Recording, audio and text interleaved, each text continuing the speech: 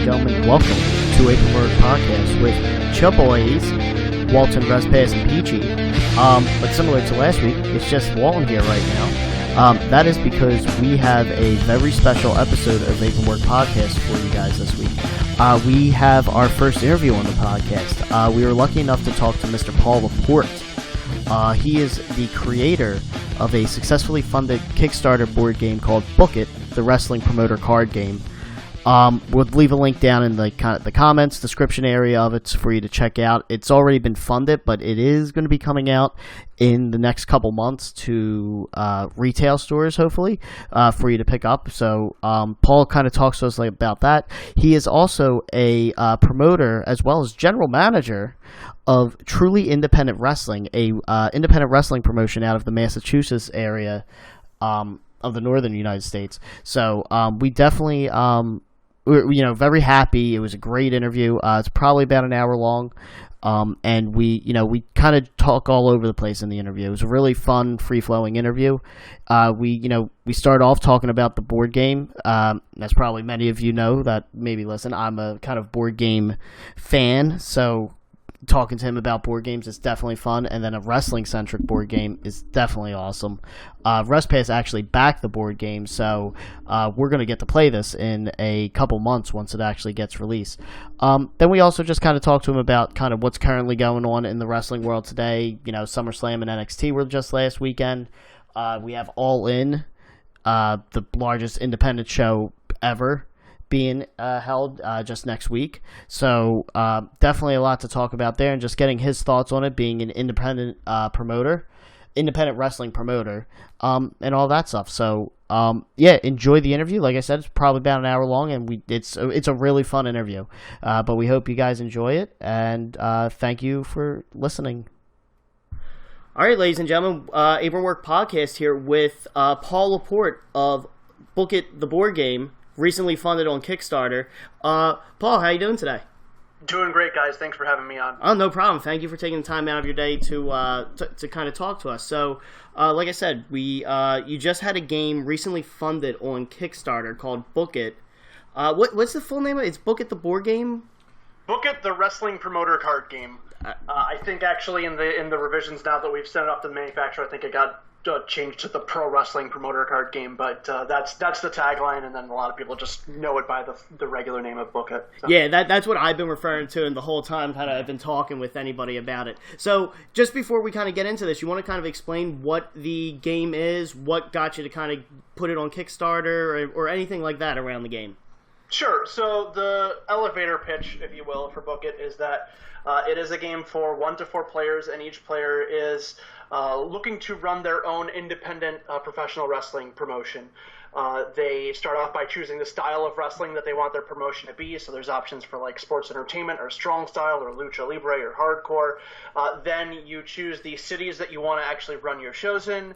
You sign the wrestlers that you think will best fit your promotion. Then you actually plan out the shows.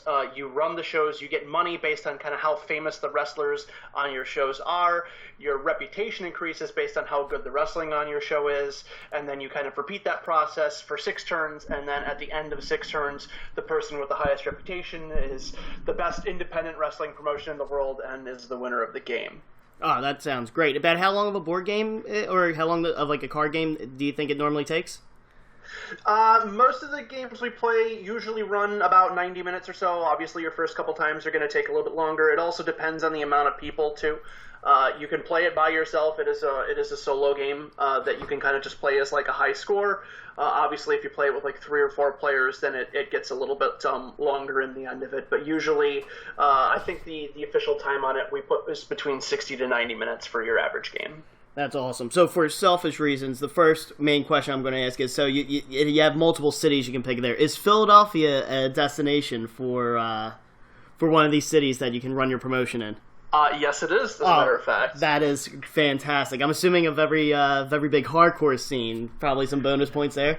So in Philadelphia, for the wrestlers have these 2 main stats. So there's their star power, which is how famous they are, and then there's their work rate, which is how good of a wrestler they are. In hardcore wrestlers, if you are running a hardcore promotion, they kind of wrestle a little bit better by default because fans kind of like to see that wrestling better.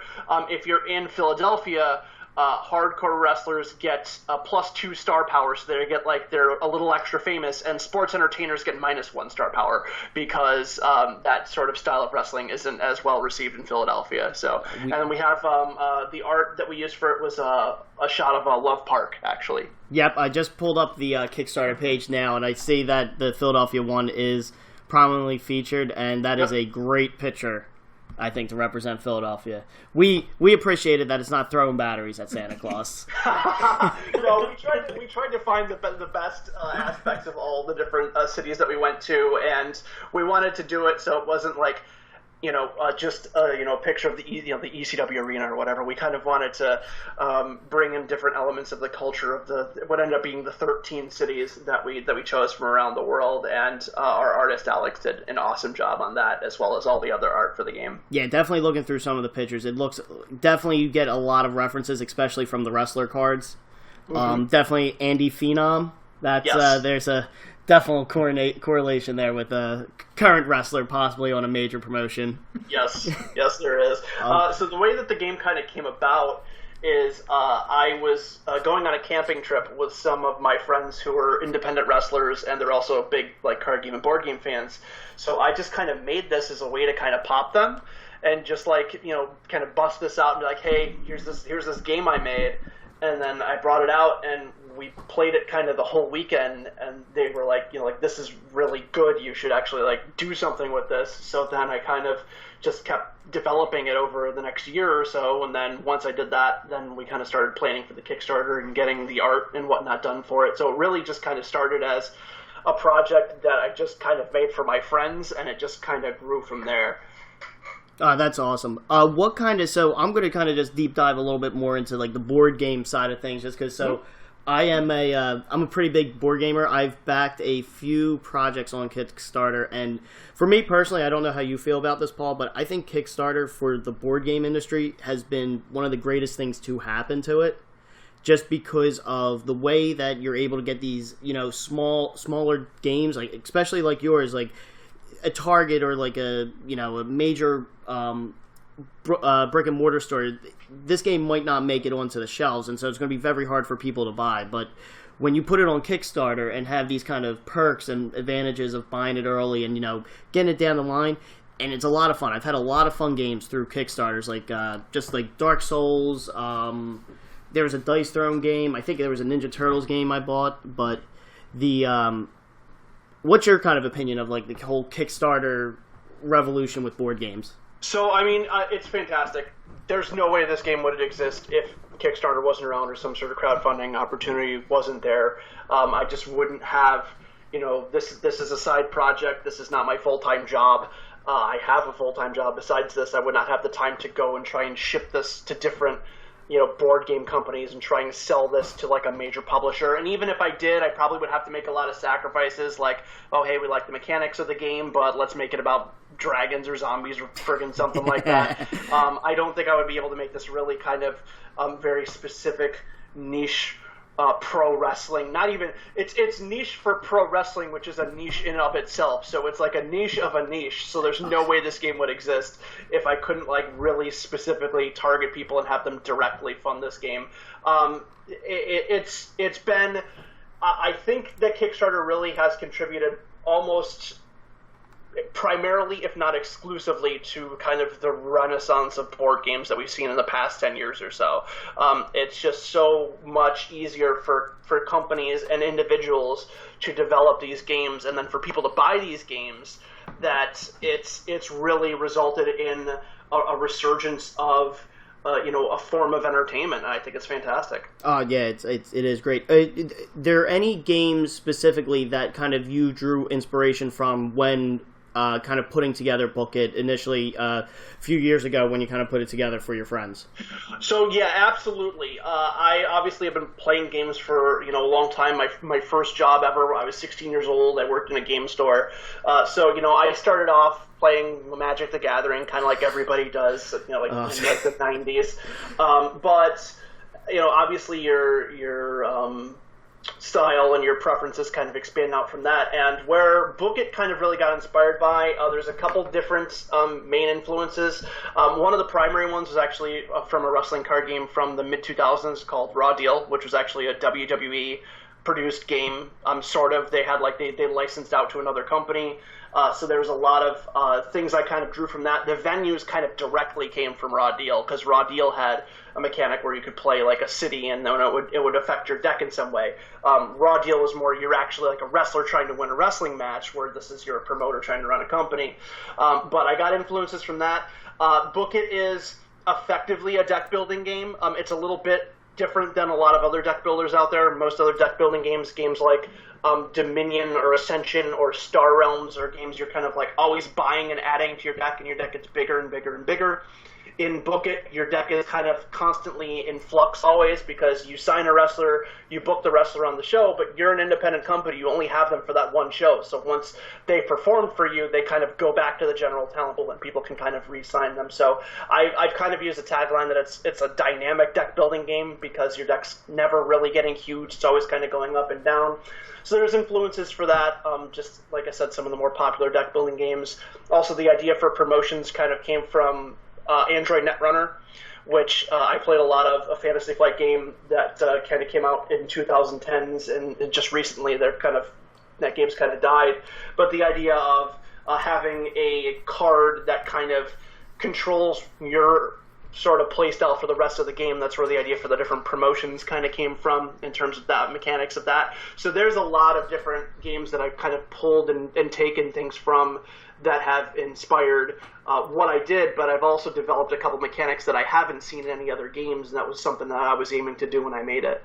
That's awesome. Yeah, you mentioned Fantasy Flight games. Obviously not a deck building card game, but recently me and my group of friends got into Star Wars X-Wings from them, and yes, their entire Star Wars line is awesome. Yeah, they have the Star Wars license, and they've done Destiny, and they did a Star Wars LCG, and they have three or four different types of minis games. Yeah. They're riding that Star Wars license pretty hard. We're all excited for 2.0 of Star Wars X-Wing to come out with that. But so to more talk about Book It now, in our podcast group, me, Respass, and Peachy, we saw this game. I think Respass actually had sent it over to us on from the Kickstarter, and we decided, we were like, someone has to back this, because we needed this, because I think we even talked about possibly maybe playing a game for the show or something stupid like that. But so Respass actually is the one that backed it for our group. Which tier did you back? Surprise, surprise, being from Philadelphia, it's the Innovator of Violence one. It's a surprise. So, Respass, from your side, what kind of interests you in the game? Well, I am not as much of a board game nerd like you guys are. It was more the wrestling part of it. I'm sorry, I can't even say that, because I do still collect Pokemon cards, so I can't say that I don't collect anything. I don't play any board games, but now I seen it, and it seemed interesting because it hits you from the promoting side of it, and that seems interesting. It's anybody now when they play video games, you play the 2Ks, which is hard to buy every year because it doesn't change enough, but you beg for that GM mode back. That's the kind of stuff you like to do. Every game that comes out for wrestling, board game, card game, whatever, it always seems like it's the same type of deal. And Paul, I know I've heard you mention this plenty of times before about how a lot of the other games it's wrestler versus wrestler, and this is a little bit different. Yeah, and that was the thing, and I have played a lot of those games. Obviously, like you mentioned, the GM mode from like SmackDown versus Raw 06 was the one that I really played a lot of, and then Fire Pro Wrestling, the different manager modes in that. There was actually a tabletop role playing game that I played a long time ago called Kayfabe, in which you controlled wrestlers, but you were also controlled a writer too, and there was a lot of like really inside baseball kind of things of like, your character had a clout statistic and you could politic backstage and you could there was like rules for like drugs and shooting on people, and it was like a really like dark game. But to me, as somebody who has watched professional wrestling my whole life. I was born 2 days before WrestleMania 1. And I really don't remember a time I wasn't watching pro wrestling. And then who has been really involved, or at least interested, if not directly involved, on the inside of professional wrestling for about 20 years at this point. The idea of I'm a wrestler and I'm trying to beat you and you're a wrestler doesn't interest me, because wrestling, if you know anything about it, it's not a combative thing. It's not two guys who are fighting against each other. You're working with each other to create something. So there's no conflict there for me in the real world. There's no drama. But there is drama in professional wrestling, but it tends to come from that competition between the promotions. Who's the better promotion? Who is signing who from where? Who is putting on better ratings? Who is selling out more houses? That was, to me, the most interesting aspect of professional wrestling, was kind of like that kind of backstage stuff in terms of the drama and the conflict that's generated off of that. We know with stuff like the Montreal Screwjob, with just the different things that have happened between companies, the purchase of WCW, the ECW stuff, that sometimes those backstage stories are just as interesting, if not more interesting, than the stories that they're telling in the ring. And I've seen so many games that have tried to tell that in-ring story. I kind of wanted to go from a different angle, and that was my goal for the game. I definitely agree with that. Like, to me, at points, especially, with the main WWE, obviously that's the biggest company, like, the storylines tend to be boring, and I tend to be more fascinated about what's going on backstage. And, when that ounce of kayfabe is broken on screen, and it's like, oh, is this real? Is this fake? You're kind of getting it now with The Miz and Daniel Bryan and their storyline. Yeah. The biggest one is the pipe bomb, obviously, from Punk in 2011. But those are the more interesting stories, because you like it when it has that sense of realism. Yeah, absolutely. Yeah. So that was the angle I tried to approach it from.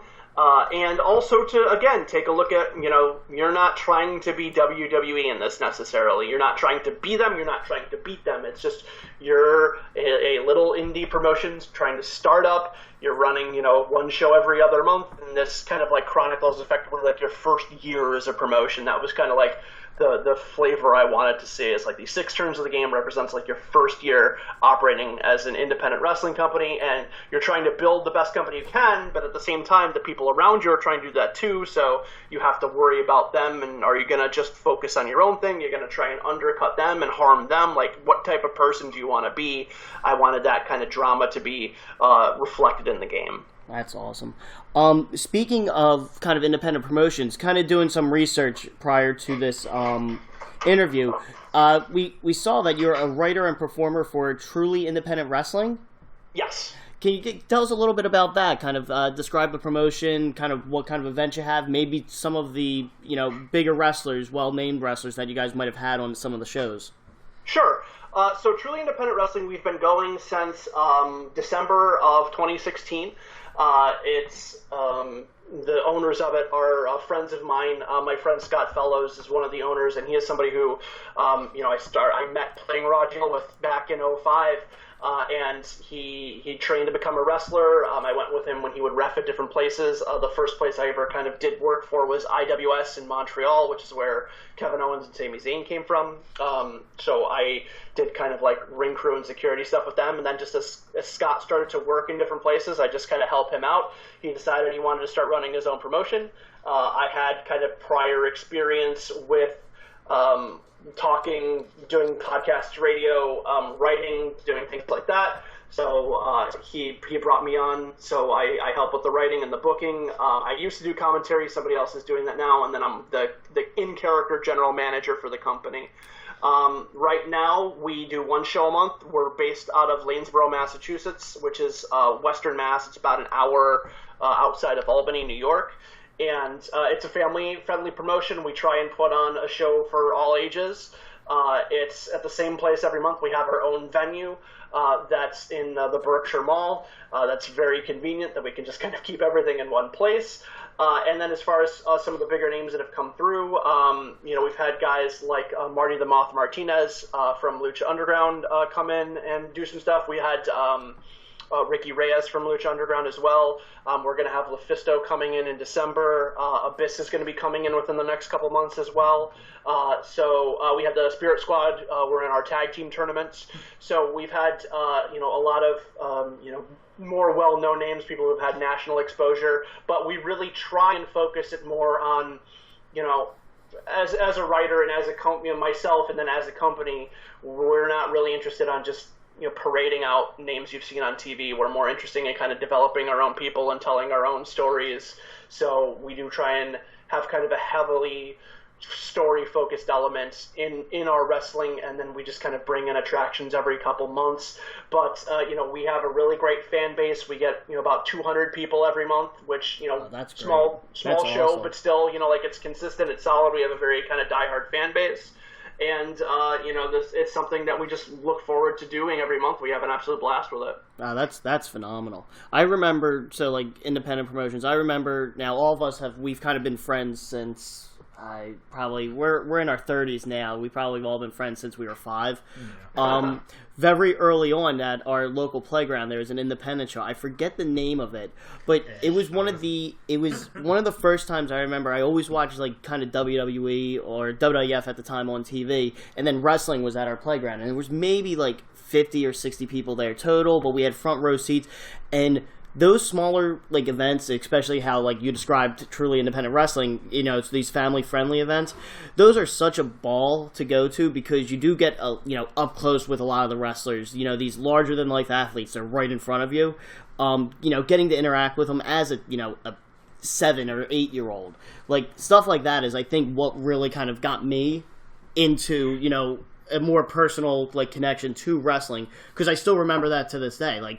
Weird enough, I remember one of the valets, she gave out hugs after her guy won the match. I still remember that for some reason. But I remember one wrestler. His name was The Smoke, and he came out. Was and that he the Rock acted guy? just like The Rock. Oh, yeah, that's right. That's the only thing I remember from that show. He did a spot for what was it WEW or something? Wasn't he in that for a bit? I think I know who you're talking about. Yeah, the only time I had ever seen him was at our playground, and I remember him coming out, and he did everything like The Rock. He just called himself The Smoke. It was it was fun. It was fun. It was a lot of fun. Yeah, that's where I think a wrestling organization like you guys have, it's great. It's it's definitely probably on the cheaper side instead of the main events at the larger venues.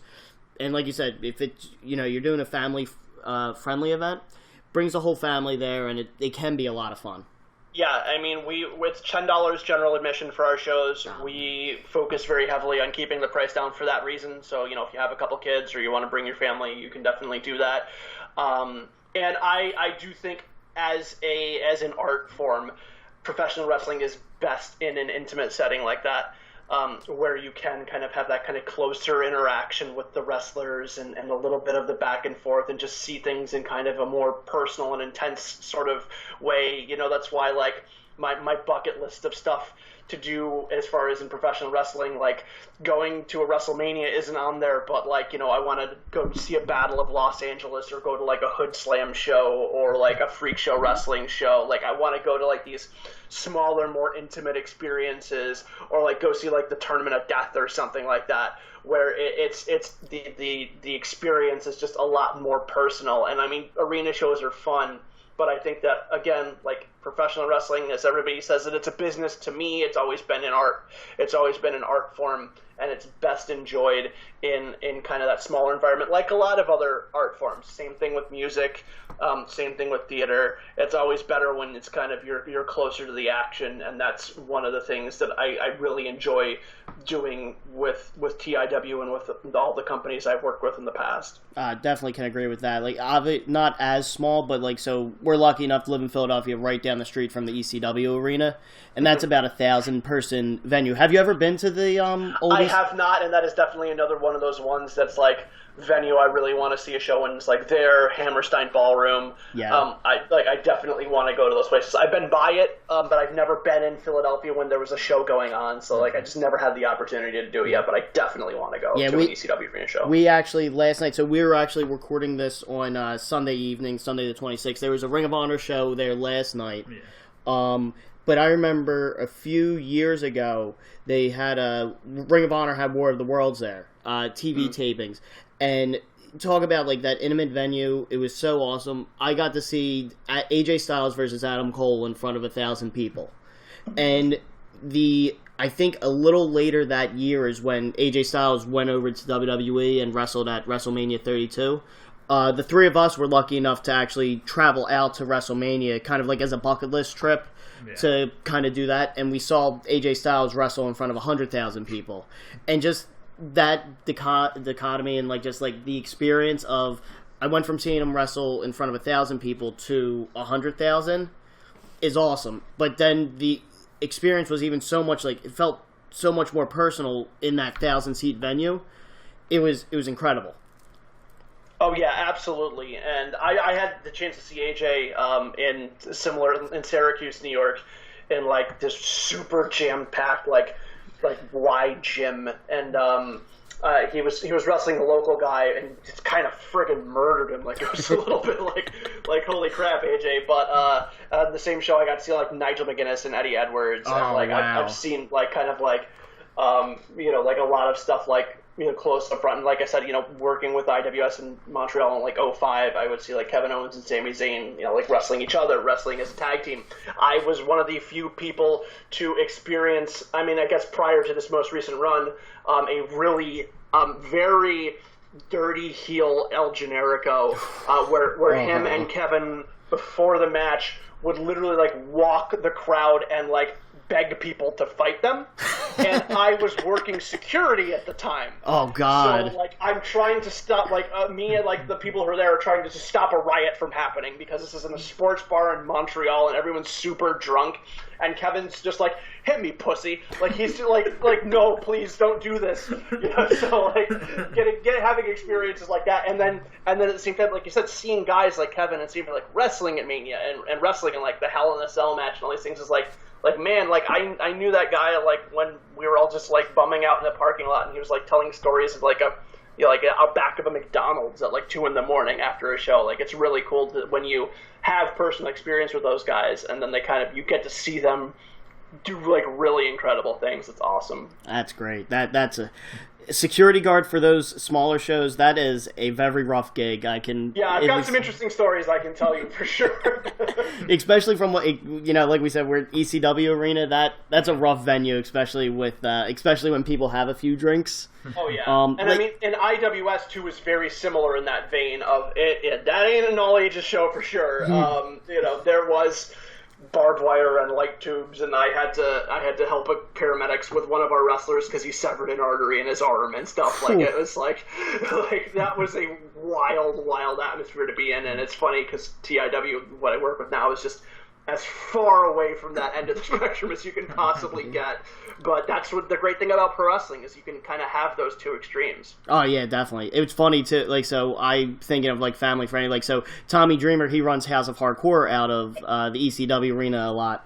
And I remember one event. I think he had like Justin Roberts, the announcer, there as like it was like his first appearance since he had left WWE, and he kind of went into the ring and was like just talking for a few minutes, and then the crowd started to turn on him, and there was someone with like a 7 or 8 year old kid just yelling at Justin Roberts to look at him. Justin Roberts looking at him, and the 8-year-old's just giving him 2 middle fingers, and I'm like, this is family friendly. Oh man. Yeah. So you're talking about all these wrestlers that you've got to see. Let's kind of talk about a little bit kind of what you think of the current main products of kind of the the major players that are out there. Obviously, we're right in between kind of 2 pretty big weekends in the wrestling world. We just had NXT TakeOver Brooklyn 4 and SummerSlam last weekend, and then coming up this coming weekend, we have All In, the first 10,000 seat venue for a professional wrestling show. To kind of backtrack. What did you watch? Takeover and SummerSlam. Yes, I watch every Takeover pretty religiously. I'm pretty hit or miss on WWE pay-per-views. I caught most all of SummerSlam. I think it was from the second or third match on. So yeah, I did watch both of those. Nice. What'd you think of both those events? And kind of what are your thoughts of NXT in general, since you watch it pretty religiously? Oh, NXT it's bulletproof. I mean, it's we talk about pro wrestling in its best forms, and I think that NXT has really hit the formula of what a good wrestling show is, just to a T. Solid performances, interesting stories, continuity, characters that make sense and have clear motivations. An hour-long show, which, again, you talk about the best way to experience professional wrestling live is in a smaller venue. I think the best way to experience it on TV is in an hour-long show, because you don't have stuff that drags on. You don't have to put the same people out there week in and week out just to fill time. And then their live shows are just fantastic. I went to the Barclays Center for TakeOver Brooklyn 2 when Nakamura beat Samoa Joe for the NXT title. So, I've gotten to see them live. I've seen, a couple of their house shows. I haven't been to Full Sail for a taping yet. That's another thing I really want to do. Oh, yeah. But NXT it's fantastic. And, me and my wife were talking about this the other day, and one of the most impressive things about them is that their roster just changes completely from year to year, and they're still able to put on this kind of quality now, going back to, since 2014 when they started doing these big events, and NXT started really becoming more than just, FCW, like another developmental brand. It's extremely impressive, and it's if you're somebody, I think, if you're anybody who likes wrestling, that is really, if there is one must-watch show in professional wrestling, it's NXT, I think. Definitely agree. Well, that's one thing I try to always push on people, especially the people that say, I haven't watched since Stone Cold, or, I won't watch it since CM Punk left, or whatever. I always try to tell them, watch NXT. Because like you said, it's crazy what they do in an hour with all the talent they have in there. I don't feel like I'm being gypped. They can literally do in a 20-second to 40-second spot that Raw tries to do in 5 minutes. And Raw's so, Raw SmackDown, they're just so unsuccessful. And I know they have to fill that time, but it's just that 1 hour, you feel like you get so much out of it from a week-to-week basis. I'd push anybody that I say, if you've ever watched wrestling and you've gotten bored of it, just watch NXT. You don't have to watch anything else. Just watch that. Just watch that every week, and you'll be satisfied. You won't be disappointed. And it's a nice thing too of that's the only thing you have to watch. If you're trying to keep up with the storylines of Raw and SmackDown, you have to dump 20 hours of TV a month into keeping up with what's going on those programs. Yeah. NXT, 4 hours a month, a 2.5-hour show every other month. It's sensible, and that's the thing is I don't think that there's any show that can be really great for 3 hours a week every single week. Right. If you take some of the greatest shows, Game of Thrones, Breaking Bad. If Breaking Bad was 3 friggin' hours long every week, would you have wanted to watch it for 5 straight seasons? And it was on 52 weeks a year.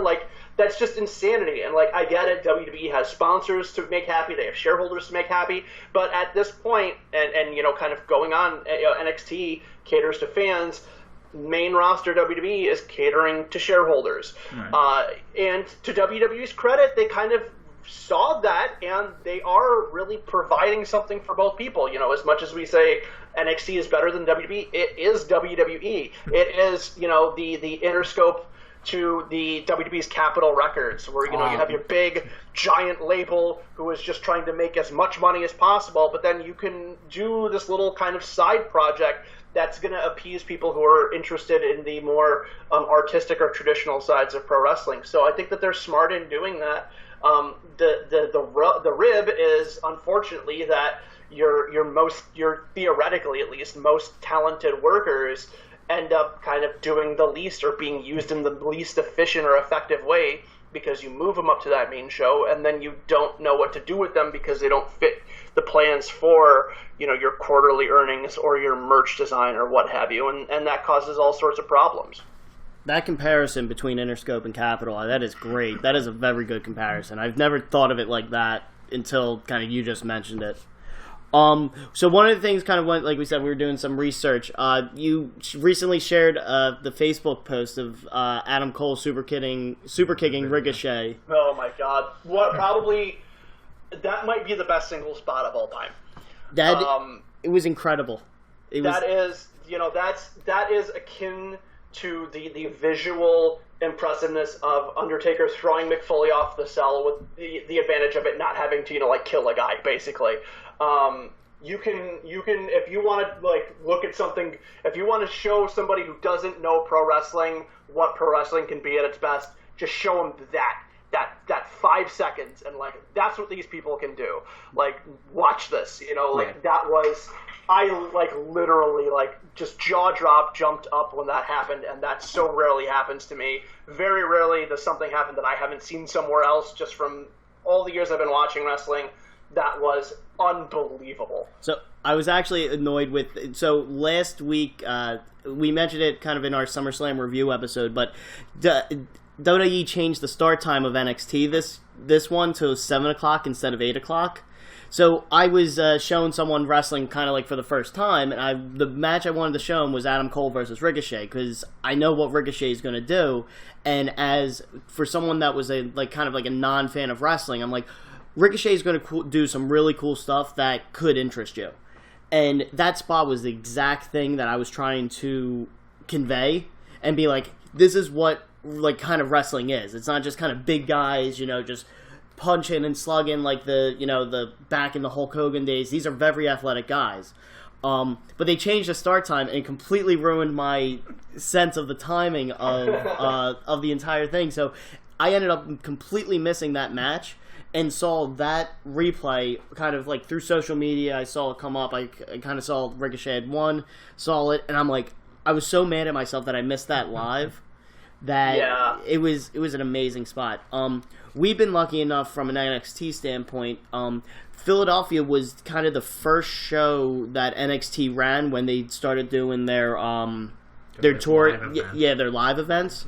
Yep. And at the Tower Theater for us, which is a very historical theater. It's maybe a 5,000 seat venue, but I think the Stones have played there. Maybe Aerosmith, kind of in their early days. So we got to see it there, and for me, that was the first night was headlined. Triple H actually came out and addressed the crowd, which was really awesome to see him in that small of a setting. But then that match was headlined by Charlotte versus Sasha Banks for the NXT Women's Championship. And it made, it was one of those things wow, this is awesome. It was the best match of the night. It was, right at the start of that whole, in my opinion, the true women's revolution. Kind of not the one that's kind of being force-fed, the buzzword, to where it just naturally progressed that, these are the best wrestlers on the roster, and they're headlining it. Yeah, actually, in that first initial loop of live events was Albany, New York, too, and I saw that one. And Sasha and Charlotte wrestled in the co-main, and the main was a triple threat between Kevin Owens, Finn Balor, and Tyler Breeze. That was our match at intermission. Oh, okay, yeah. So they were definitely just kind of mixing up the card, but no, Sasha and Charlotte had a really good one there, too. Yeah. And that's another thing that I like about NXT is, again, that focus and that importance on women's wrestling. I am a huge fan of women's wrestling. Manami Toyota is probably my favorite wrestler of all time. That scene from the All Japan Women's Wrestling promotions in the 90s is, I still think, some of the best professional wrestling that's ever existed. The idea that women are at a level below men, I mean, it's if given their own devices and given the same resources and the same attention and the same time as men, women can be just as good at professional wrestling, if not better, just because of the fact that they can be more agile. They can kind of take some of the bigger spots because there's not as much weight being thrown around, not as much risk of an injury. Again, you talk about Manami Toyota. If you go back and watch old women's All Japan matches on YouTube, they're dropping each other on their heads for like 30 straight minutes, and Manami Toyota wrestled for 30 years. Like it's like you can do some amazing things, and we're starting to see that now, and that's good. But there's still hiccups, and there's still proof that they're not willing to let the performance kind of shine through. And I, as much as I thought this October women's show was going to sound like a great idea, it's just first couple matches have been announced. I'm not looking optimistic on this thing. Yeah, so far. It is very just like. We did kind of a whole women's revolution kind of episode discussing about it, and it is kind of disappointing that you kind of had a shot to kind of do something great with it, but I think you are getting a lot of just kind of buzzworthy matches to say. Yeah, and and talking about SummerSlam weekend and NXT and whatnot, and the idea that with Ronda Rousey getting the WWE Women's Championship, and I don't know how you guys feel about it, but my feeling is that I think she does great with the little experience she's had, but I believe that if you're going to hold a women's title in the top wrestling promotion, or arguably the top wrestling promotion in the world, you should be able to walk into an indie show and work 8 to 10 minutes against a local wrestler and put on a solid match. I don't think Ronda can do that at this point. So I think that they're really focusing more on publicity than on quality, and it's short-sighted. I think that if you focus more, and this isn't just true for the women, it's true across the board, if you focus more on putting on a good show, maybe you don't make those monies, the money off those celebrity names to begin with, but your overall quality of your product increases, and it's kind of how I structured Book It, kind of going back to the game. It's like, if you put on better matches, your reputation increases, and more people will follow you, and you will make more money in the long run. And I don't think that that's what WWE is doing. And I mean, granted, shareholders don't care about how you're going to do in 10 years. They care about what you're doing today. But I think that once WWE went public, that was really the point where they shifted from being a company that was focused on putting on a good show, and then turned into a company that was focused on making a couple people who don't care about professional wrestling happy. And everybody talks about the death of the Attitude Era, the Ruthless Aggression Era. It's like, Stone Cold not being there, or them switching to a PG rating, because NXT is PG. It's the best damn product in the world right now. Those are not the things that killed WWE from a creative perspective. It's when they went public. That's what did it. Yeah, definitely agree. My opinion with Ronda, I think it's too early to give her the title. I agree with that kind of statement. Should be able to do 10 minutes and and have a good wrestling match with anyone. I think she's the way she's evolved so far for her third match is great. Yeah, I think her match with Nia Jax that they had a couple months ago was awesome. I've said it on this podcast a few times. I think this is the year they're pushing to have a woman headline WrestleMania, and I said it was going to be Ronda Rousey versus Charlotte. I'm guessing with a Royal Rumble win or something like that. I think they're probably setting up for that, but that's where I think, and I think, it's where you're using the name value of Ronda Rousey to headline WrestleMania. That's right. Where something I think it is kind of good for, especially with how she's evolving as a wrestler. I think Ronda and Charlotte could possibly put on a very good WrestleMania main event. They could, but could they are they going to put on a better match that Charlotte and Asuka put on this past year? Hands down, though. That's the thing. It's Ronda will probably have 20 matches under her belt at that point. Is that who you want main eventing your biggest show of the year? I don't know. I mean, Charlotte is one of the most solid people you got. That's totally fine. I'm 1,000% behind a women's main event. But you know what? Look at what you're building with Charlotte and Becky Lynch. Build that for a year. You want to close WrestleMania with a women's match? Do it with that. You have a year to build a story that's already been building for a few months prior. They're two of the better workers you've got. Instead of taking the shortcut and just signing the famous person and hey, let's get the famous person trained well enough that she doesn't kill herself or anybody else. Let's actually take the people that we have and make them famous. Let's make people famous instead of buying famous people. And that's where my philosophy in WWE is drastically differ. Yeah, I think we all would rather see that. They say there hasn't been another Stone Cold or The Rock since those guys have been there. It's because WWE hasn't actually built anyone up to allow them to take their place. Yeah, and that's the question: is how many Stone Colds and Rocks have they had walk through those doors that have slipped through their fingers? Right. That's the one thing, and I mean, you mentioned Kevin Owens. He is gold for them. That they are just he's the prime example more than anybody else. I think that he's gold for them. They have gold in him. When they brought him up against John Cena, and you're like, oh my God, they're actually going to make him a serious threat up on the main roster. Like, you had that hope of when they're going to continue this badass knocking everybody out in NXT. They're going to continue it. Like, he's coming up. Not only is he fighting against John Cena, but correct me if I'm wrong, he beat John Cena the first time he wrestled him. Correct. Yes, and it was like, oh my God, and now you have him losing a 20-second match to Braun Strowman. And it's just, you have him running away scared. This was the guy that was beating everybody down. It literally beat down Sami Zayn to a knockout. And you have him right here. Like, he's right there. So for, like you said, anybody that says they don't have it, they're missing that opportunity because Brock Lesnar needs more time. Or Goldberg wants to come back for a couple months. And it just, that was the one thing I said about SummerSlam. Was great about SummerSlam was it was almost like the full-timers WrestleMania. Like, they want to push that it was a WrestleMania. That's a good analogy, yeah. And I mean, Rousey, who I know why they're trying to cash in on her, because she could say now until she's blue in the face, this is what she's doing the rest of her life. And then the moment UFC comes calling and says, hey, we'll give you this much money to come back, her attitude could change. So you have to cash in on her, and it's understandable from that sense. But you said it sucks. It sucks because if they stayed with, Charlotte and Asuka or Charlotte Becky Lynch, overall what you're getting out of it is so much better. Right. Yeah. But again, like I said, their focus is not on building long-term stories. It's keeping their stock prices up and keeping their sponsors happy. And you can't afford to slow burn something for a few months and hope it pays off down the line.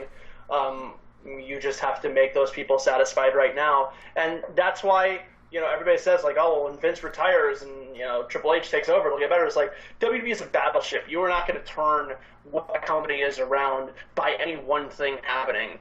So the most you can hope for right now is just focusing on the area of the company that is giving you what you want, and like we said, that's NXT. Yeah. You mentioned long-term stories, and we kind of one of your other Facebook posts I kind of want to address, and it's a non-WWE post. Omega and Okada. Mm-hmm. What were your? So I think your post it said to all my friends who don't get why I'm so into pro wrestling.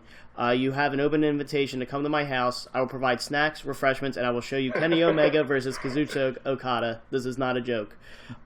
First, which one of their 4 matches were you referencing with that? This looks like it was January 2017, so I'm assuming the Tokyo Dome.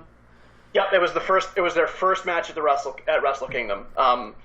It was, I was actually, my wife's birthday is January 4th, which is the same time Wrestle Kingdom is every year. So I was actually, like, in a hotel watching it.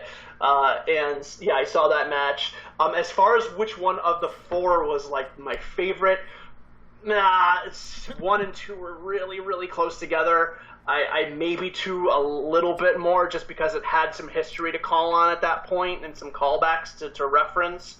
I think that one was probably my favorite, but I was referring to Omega Okada 1 at that time for sure. Yeah, I think so. That match is what really got me into New Japan Pro Wrestling and like watching it more on a consistent basis.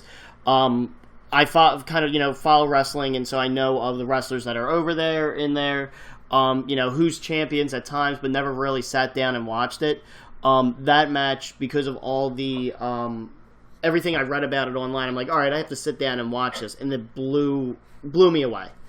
My favorite of the 4 matches is, I think it's actually, most people consider it the worst of the bunch, is their 3rd one.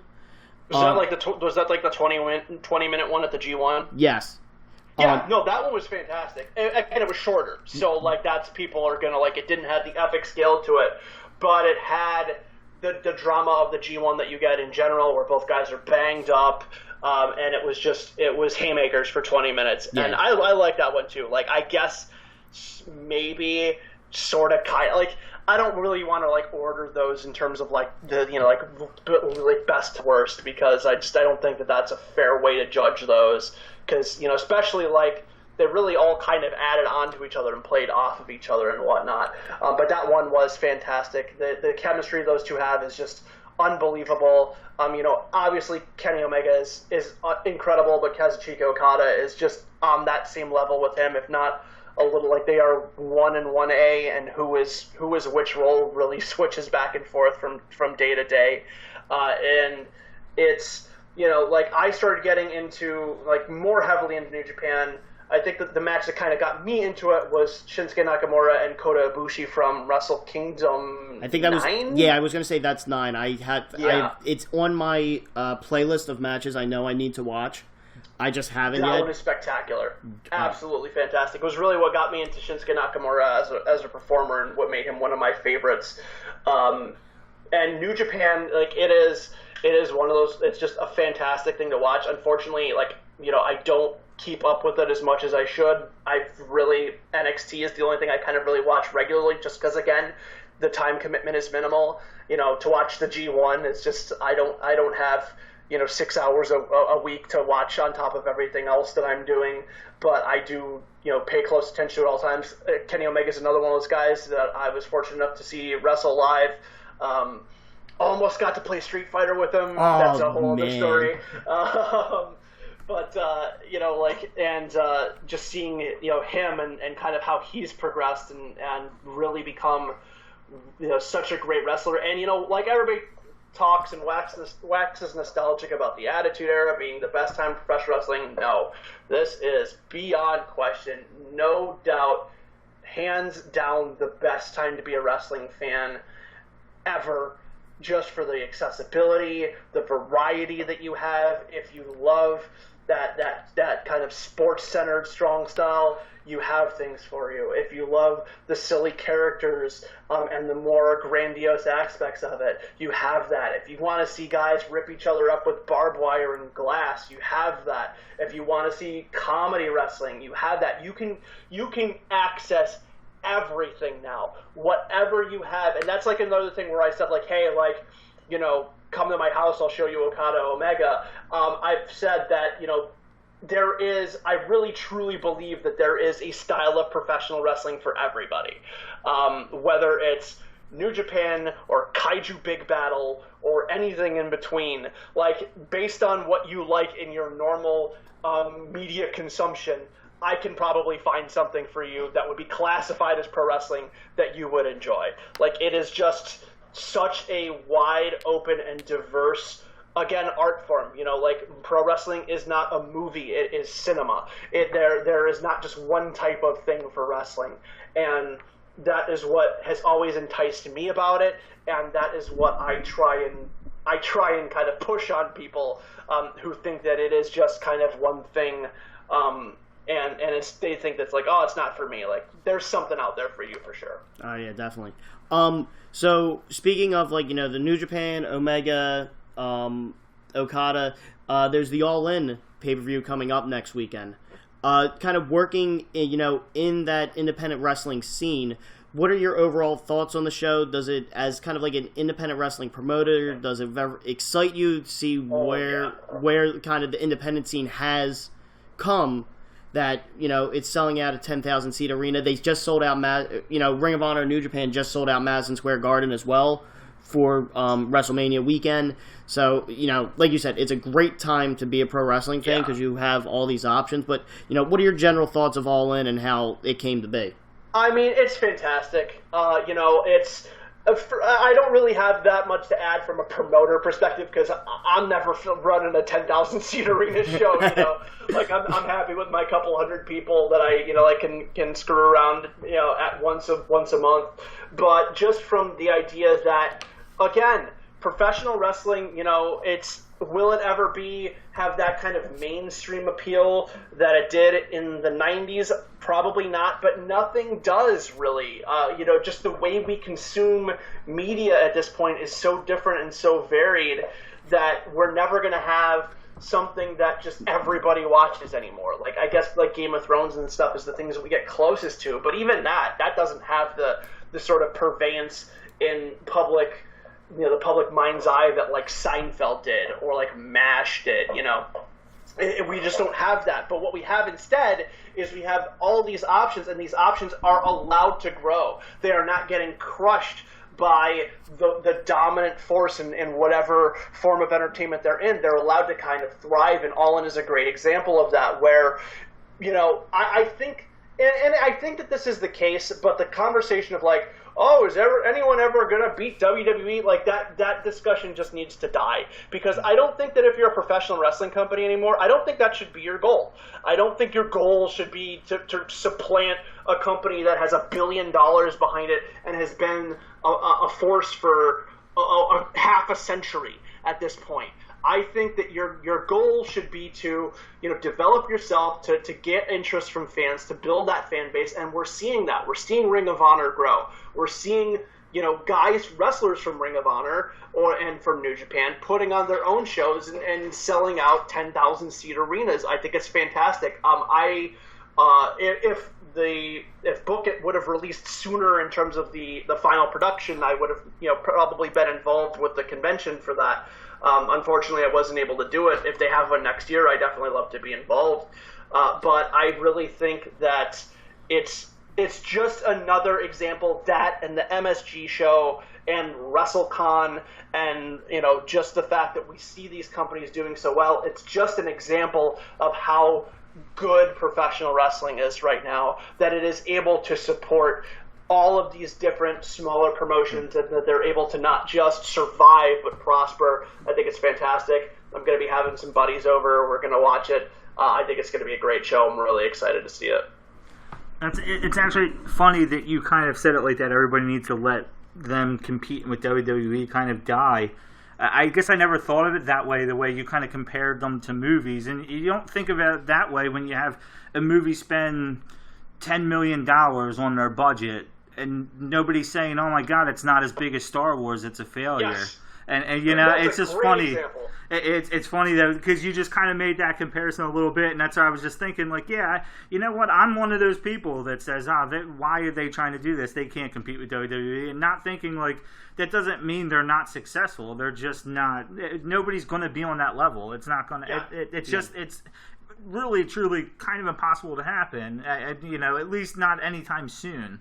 I think TNA tried to. The way I always saw TNA evolve, they always tried to beat WWE, and I think that's why it became like almost like a dumpster fire at one point, just because of like the ups and downs of it. But now Impact Wrestling is coming into its own, and it's exactly kind of what you said, Paul. The way it's evolving into its own characters, its own storylines. It's not trying to compete with WWE anymore. It's trying to be its own thing. And I think that's absolutely right. Yeah, and I think that's where it has me very excited for TNA or Impact Wrestling now. I'll always end up referring to it as TNA. I feel bad about it, but it's just that's the taste it has left in my mouth. But, and that's the thing too. It's funny because we launched the Kickstarter WrestleMania weekend, and we went to WrestleCon to promote it. And when I was there, of course, I went to some shows, and one of the shows I went to was like the Lucha Underground and Impact show. And that was right at about the time that like Callis and Scott D'Amore took over, so it was still kind of in that transition period. And the crowd that was there was definitely like the Lucha Underground crowd. They were really behind that. All the TNA stuff got, like the Impact Wrestling stuff got booed, but then those guys came out and they were doing just as good or just as impressive. They looked just as good as the guys from Lucha Underground. I think it won over a lot of people. Their storylines that they're doing, the people that they're bringing in, they're kind of bringing it back to their roots a little bit more of what they were before they started to try and become the WWE killer. They're taking it back to what it was in like the 2000s with just solid wrestling. and good workers and storylines that. I mean, I maybe I'm speaking too soon because I did hit a child with a car this past week, but at least storylines that are kind of more traditional and something that's less soap opera-y and more kind of for the standard pro wrestling fan to follow. Awesome. Yep. So I think as we wrap up this interview, I think Mike Respass had one question regarding the Kickstarter. Or he wanted to bring something up of one of the... It wasn't really a question. It was more, as you mentioned, that the Kickstarter started in WrestleMania. We're kind of doing this interview ass backwards at the end of the Kickstarter, promoting a Kickstarter that already happened. But the one that stood out, and I'm sure you've gotten the most questions about, was the $1,500... Yep. With the table, and it's funny because when I first kind of sent it to him, I said, "Is there any chance we can get this money?" and it wasn't even to put you through a table. I wanted you to come through here so we can put Peach through a table, but it was just to kind of throw it off a little bit, like the whole setup of it. But yeah, I'm sure. I know nobody eventually got it, correct? No one did it, and yeah, the campaign has been over, but, we are starting to get to the point where we're entering into, we're producing the game, we're hoping to have a retail release and take pre-orders for people who weren't able to get in on the Kickstarter right around the holiday season, and, we're tentatively kind of trying to target the first expansion for the game for WrestleMania next year, so if we have to do a crowdfunding thing with that one may pop up. It's just funny because, I was trying to think of something that was interesting for like a really crazy high level donation like that, and I was just like, I talked to my friend Scott, one of the owners of T.I.W, and we're just like, okay, how can we do this logistically with like having the least chance of me getting hurt? Because like I've taken exactly one bump in my entire like time in professional wrestling, and I am not looking forward to taking any others anytime soon. So it's just like, okay, conditions are like we bring our table so we can gimmick it or set it however we want. My buddy Scott will come with me so we can set up the spot in the best way possible, because I'm like 6'2", and at the time I was like 260 pounds. So like this wasn't going to be an easy thing for people to do, so we had to figure out logistically the best way to do it. Like I said, nobody did pick it up, but there was, I had one guy who wanted to try and get enough like Twitch stream donations to do it, and like my buddies teased that they were gonna just pledge twice and put me through 2 tables at once and things like that, but I thought it would be something that would be fun to do, and as we do further crowdfunding campaigns, I think that one will definitely stick around just because it has been the one that everybody asks me about for sure. So that's awesome. Yeah. So book it. Do you have you don't have the release date for the Kickstarter yet? So, well, right now the manufacturer is basically doing like the prototype to make sure that all the components are of the quality that we want. Once that's approved, then we will be moving into full production. We're finishing up on some of the art as well for the Kickstarter exclusive versions. The initial deadline was November 2018. It looks like we're on pace to kind of come in right around that. We're hoping to kind of get it out in like that early November, late October, so we can have it out for the in the backers' hands for the holidays, and then whatever the copies we have left over. We had about 500 backers. We're printing about 1,000 copies, so we're going to be taking pre-orders for that. We'll probably put up more info for that probably around October or so, and then hopefully try and get those to people by the end of the year. So if you weren't able to get it on the Kickstarter, you still have the opportunity. You will have the opportunity to get it in your hands, and also too, still again, my main focus is just I want people to play this game. Whether you're able to buy it or not. So if you have on Steam Tabletop Simulator for the PC, there is basically the full version of the game available for free on that. If you go to the Kickstarter page, which you can still go to if you go to bookitgame.com, it just forwards you right to there, or you can search for it on Kickstarter. There is a print and play version where you can just the art files are there. You can just kind of print them out on pieces of paper and like slip them into card sleeves with other cards behind them, and you can play the game. I've had people who do that. So you can definitely check the game out now. If you don't want to wait for your backing game to come, or you didn't have the chance to get in on it, but you want to still try the game. Again, like, my main focus is just building this community and building these people who are interested in it. So, you can check it out. You can see what the game's about, see if it's something that you do want to buy and do want to support, and then you can do that accordingly. But like I said, for the backers, we're hoping late October, early November, and then probably late November, early December for the retail release. That's awesome. And yeah, from just my personal experience with other Kickstarter games that I've done, the print and play versions of these things is just great, because from my side, it let me practice the game before before it actually gets in my hands. So that way, when we actually have the physical copy in hands, we're just jumping right in and playing. Yeah, we're not get right in and off you go. Yeah, and it's especially getting people together for like a board game night or anything like that. You don't want to waste time, spending an entire night learning rules to the game. So having the print and play and the tabletop simulator version that's awesome. Yeah, and again, like I said, it's just we have a really good community of people. We have a pretty active Discord server where we have people who play the tabletop simulator version of the game, and like if I'm talking about like new cards, actually on the Discord server, I just put out the names of the Kickstarter exclusive wrestlers, and I'm doing a little miniature contest. Like if anybody can figure out who all of the ones that inspired them in real life, then I'm going to send them a t-shirt. So we do like kind of fun things on that. So I'm really just kind of focused on just building that community and having people, have a good time, playing games, talking about wrestling. And, I've had a lot of great experiences just making the game and promoting it so far. Are you going to be hitting up any of the board game conventions that are out there? And I'm selfishly asking because we have PAX Unplugged coming to Philadelphia. Yeah, it's gonna depend. If we finish ahead of schedule and I can get in kind of at the last moment, then I would definitely be interested in hitting PAX Unplugged. Probably not gonna start hitting conventions until next year at this point.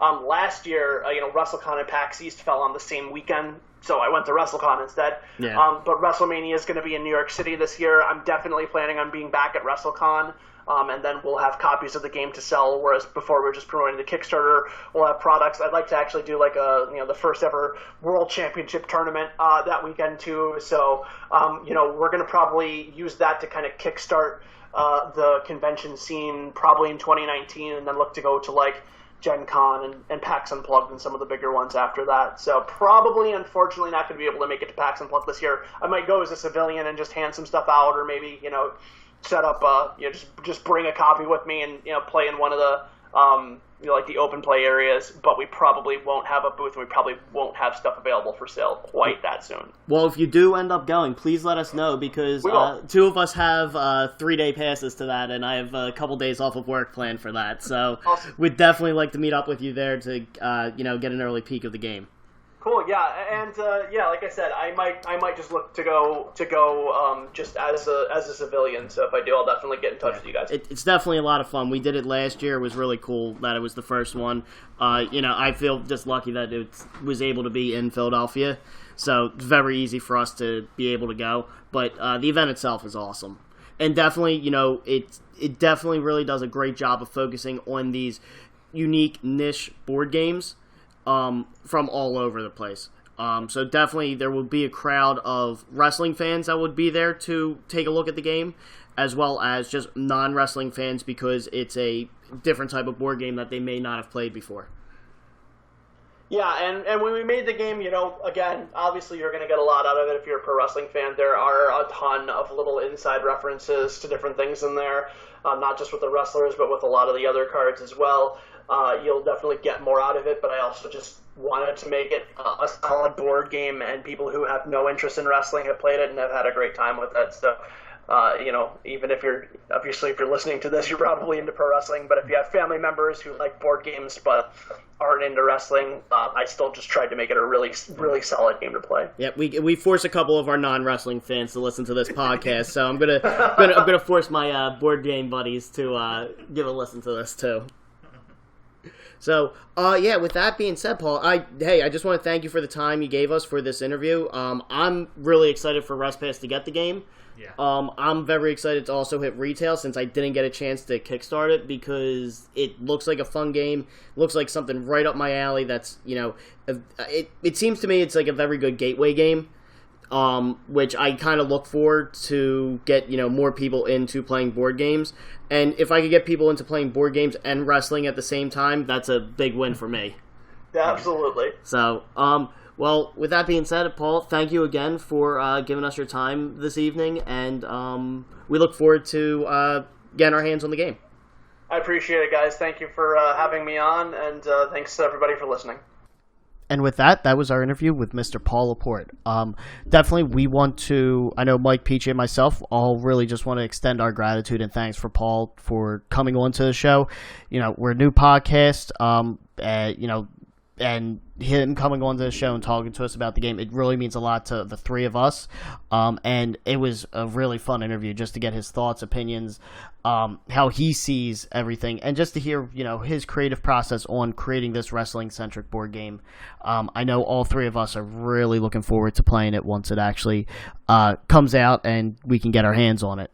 So, with that being said, next week's episode, we actually, for the first time in a couple weeks, we don't have... Oh, actually, no, I apologize. We do have something planned. We are hopefully going to be discussing and giving a review of All In. So, All In is this coming Saturday. I think it's 8 o'clock on Fight TV via the pay-per-view there, or it's on Honor Club if you have the Ring of Honor membership. Hopefully, all three of us will get to sit down and watch it live, if not that Sunday, and just kind of give our thoughts on it, give our opinions of what we think of the show, which is, it's a big deal. It's a big deal in the wrestling world. I'm fucking jacked for it. Kenny Omega versus Pentagon, that is going to be a hell of a match. But, yeah, we'll give our reviews of it, we'll also see if CM Punk decides to show up since it is in Chicago. Should be interesting. But with that being said, guys, thank you for listening. Thank you again to Paul for joining us this week. And with that being said, we will catch you guys next week. Have a good one.